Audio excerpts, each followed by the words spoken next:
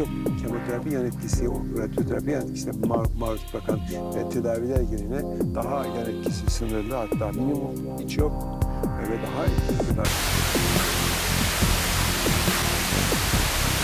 Sedat almayın. Para yetişmeye çalışırken çok zarar ederiz.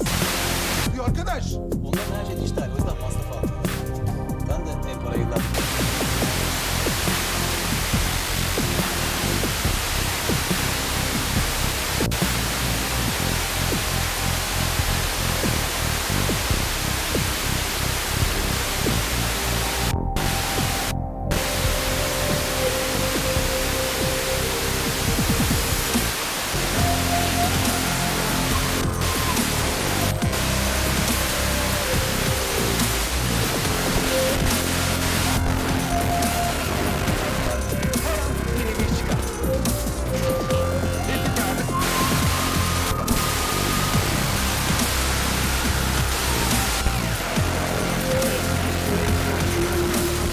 Fatura, e-ticaret, izah Dijital Köprü Süper App'teki 20'den fazla dijital süper kolay. Dijital Köprü Süper App'i hemen telefonunuzda.